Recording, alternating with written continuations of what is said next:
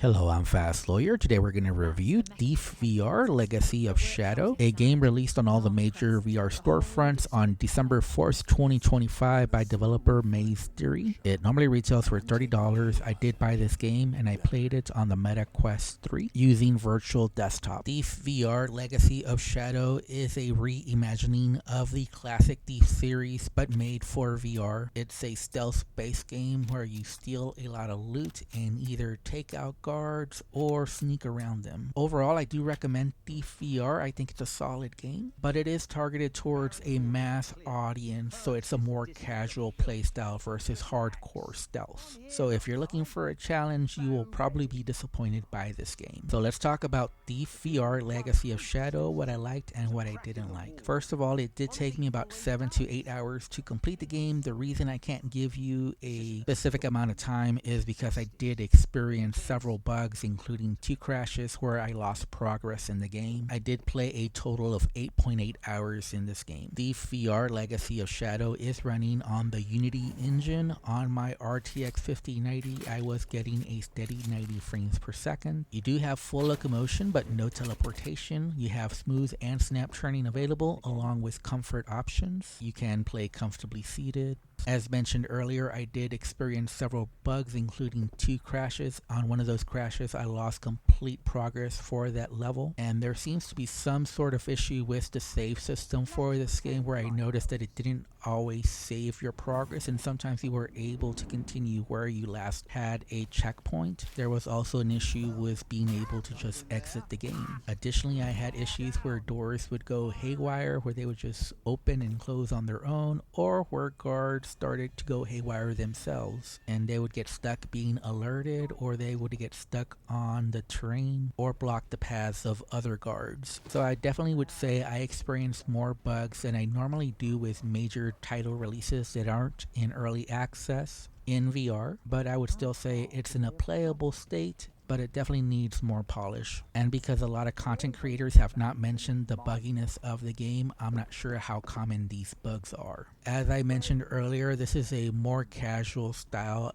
action stealth game. It's very forgiving, and if you accidentally alert one of the guards, then it's very easy to just run away and hide, and after a few moments they'll forget they were chasing after you and they'll go back to their normal patrols. Now, I'm going to admit something that I probably shouldn't, but I'm really not a big fan of stealth games. I find them to just be too slow and plodding. So Thief VR is actually perfect for someone like me. When I messed up, it wasn't a big deal. I would just run and hide, and after a few seconds, the guards would go back to their patrols, forget about me, and I can resume my thieving. And you still have that incentive to go full stealth, but it's just not a very punishing game. But again, if you're looking for a hardcore challenge, this game is not that. Also, if you're expecting Hitman VR, you're likely to be disappointed because this is not really a sandbox game. You have limited freedom here. You can either go full stealth and not take out any of the guards, or you can take out all the guards. That's basically the most freedom you have in this game. And you can go to the left or to the right or through the middle, but eventually you'll probably have to go through all 3 paths in the map. There are some hidden paths and some secrets to uncover, but again, they're rather limited. You have some limited tools as well. You have a blackjack to take out most of the guards, however, there are tanks that you are not able to take out. You have a lockpick to unlock doors and some treasure chests, but again, you cannot unlock all of them. Some of them you'll need keys for. You also have a bow and arrow with different arrow types such as water, fire, rope, and blunt arrows. And the rope arrows will open up new areas that you can climb to. The problem here is that the rope arrows are very limited in use. You can only use them in certain spots of the map. And it seemed like 90% of the time it was just to get an additional piece of loot, and that was it. So the rope arrows tend to be pretty disappointing. And the same thing can be said about the water arrows. At first, they seem very useful because you can take out a source of light and sneak past guards. And it seems in the first few levels that you use them, they were very useful. But soon it seems like every source of light is not fire, so you can't take it out. It's a lantern that you can't do anything about. And it seems that after the first few levels, every guard just reignites the fire, so it's pretty much a waste of time unless you can get quickly behind the guard to take them out.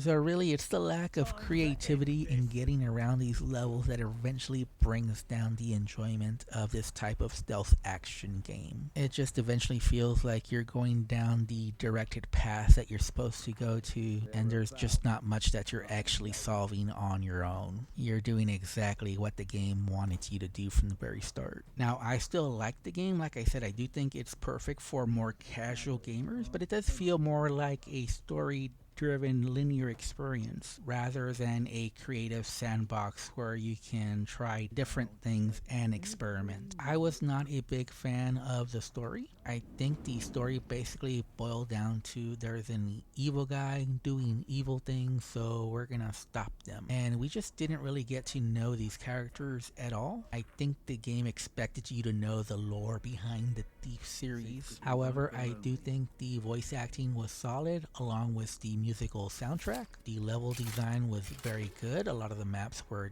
dense, a lot of verticality, a lot of open spaces, a lot of attention to detail, although I wasn't a big fan of two of the maps being reused in the last two levels. But to me, the graphics were surprisingly good given that this is basically a Quest port. This is definitely better than the old Quest 2 games, and it feels more like a PSVR 2 port. Not the best visuals in PC VR, but honestly not a bad looking game. The sound design was mostly good. There was very good use of spatial audio for the most part. However, there were a few muffled voices. The sound mix was sometimes a little iffy, but generally just by sound you could tell where guards were. You could hear footsteps, you could overhear guards' conversations as you were sneaking up on them. So overall, I would say the sound design was solid. The VR interactions were a mixed bag. The biggest issue was the bow and arrow. It did not feel good at all aiming with the bow and arrow. It felt like my arms were never long enough to properly aim with it, and it's probably the biggest issue that needs to be fixed in the game. I also had an issue with the lockpick where the hand tracking would go all over the place at times, but only on my left hand, and I don't know why, as I usually have very good motion controller tracking. And lastly, just a common problem in VR, picking up items where instead I would grab my blackjack or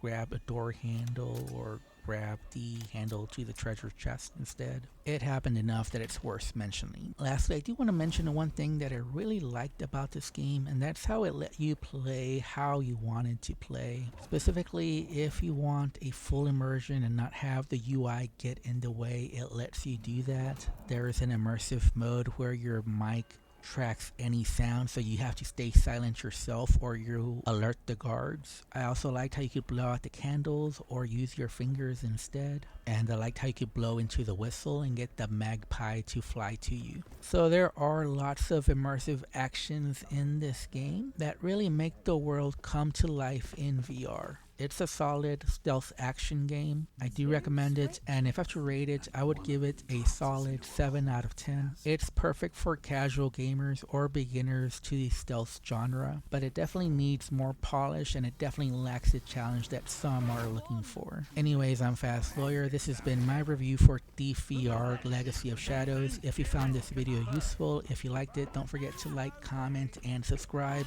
And as always, have a wonderful day and enjoy the rest of the video. I know what Northcrest is doing.